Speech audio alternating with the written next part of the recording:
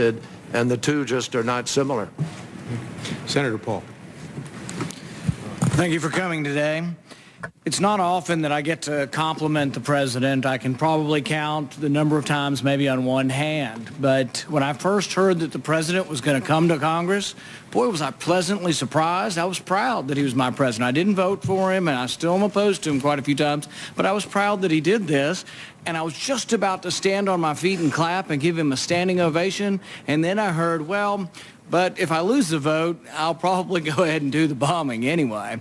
And so it does concern me. I want to be proud of the president, but every time I'm just about there, then I get worried that really he doesn't mean it, that he's going to sort of obey the Constitution if he wins. So I heard Secretary Kerry say, if we win, sure. But if we lose, what? I mean, make me proud today, Secretary Kerry. Stand up for us and say, you're going to obey the Constitution, and if we vote you down, which is unlikely, by the way, but if we do, you would go with what the people say through their Congress, and you wouldn't go forward with a war that your Congress votes against. Can you give me a better answer, Secretary Kerry?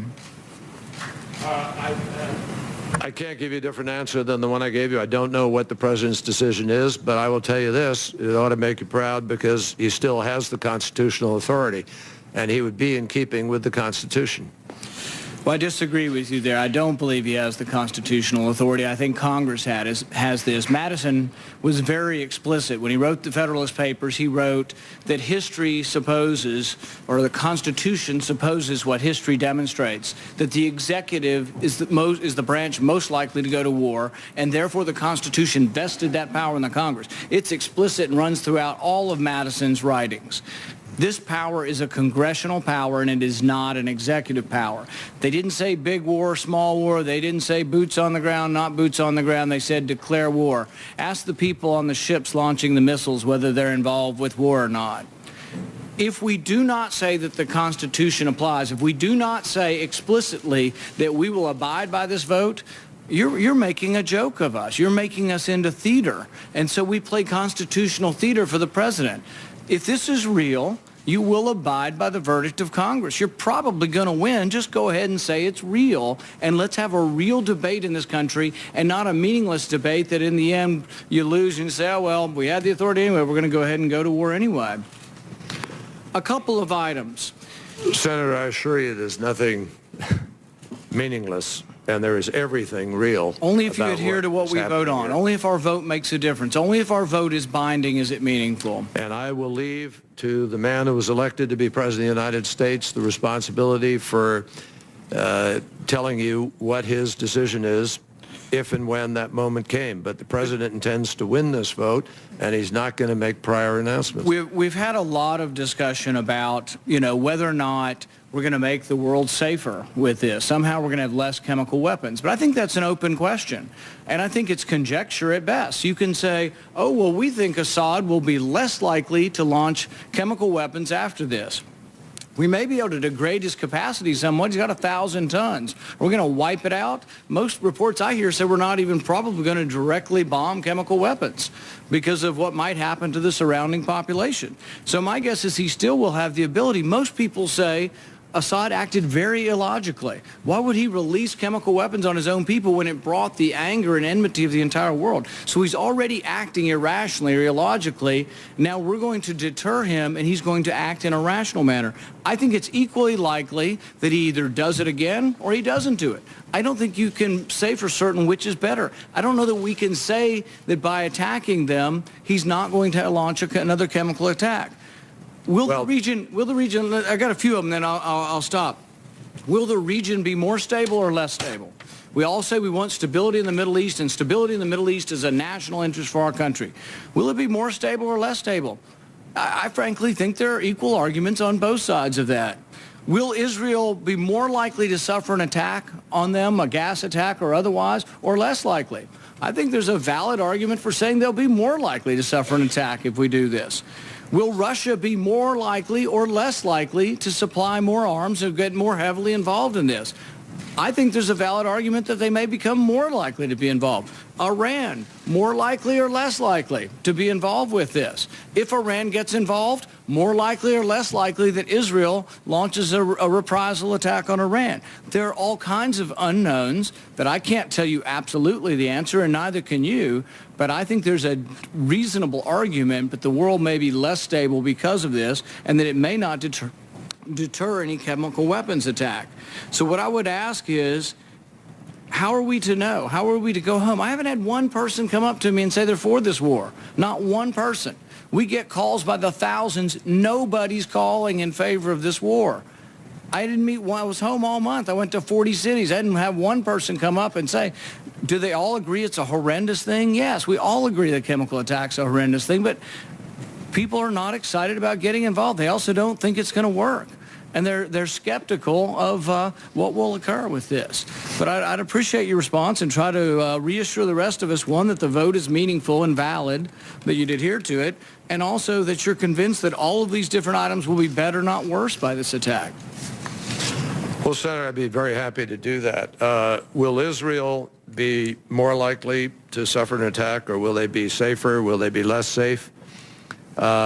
I can make it crystal clear to you that Israel will be less safe unless the United States takes this action.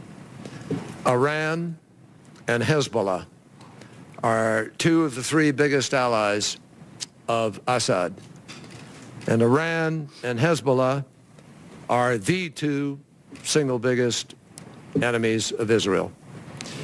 So if Iran and Hezbollah are advantaged by the United States not curbing Assad's use of chemical weapons, there is a much greater likelihood that at some point down the road, Hezbollah, who has been one of the principal reasons for a change in the situation on the ground, will have access to these weapons of mass destruction.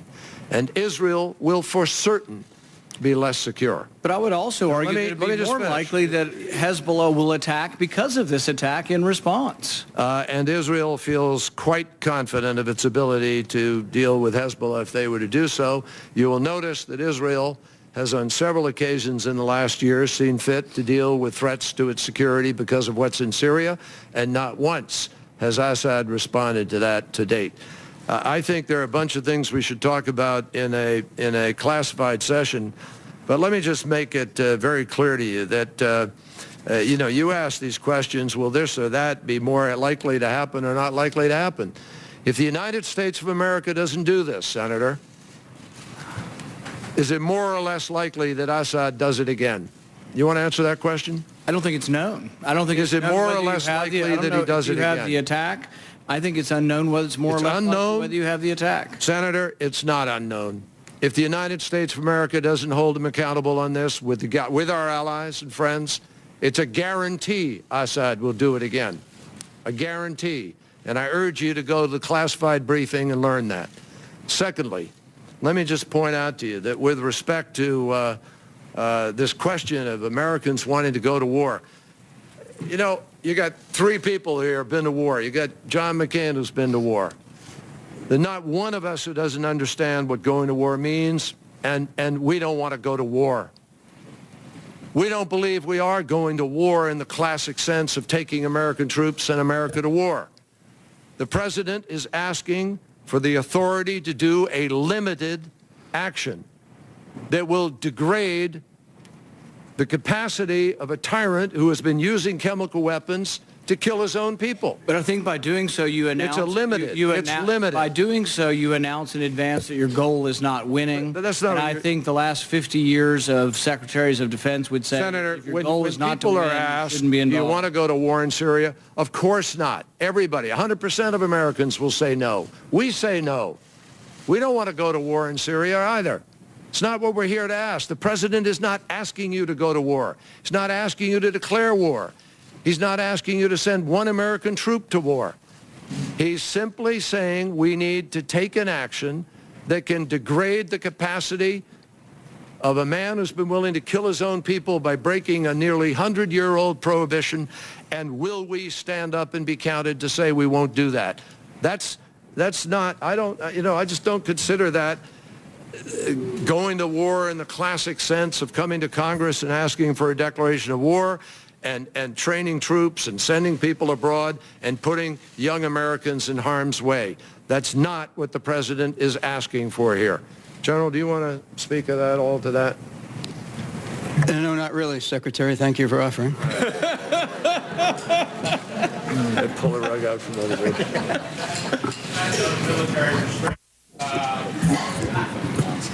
Great. Thank you to all of you. This has been a good discussion.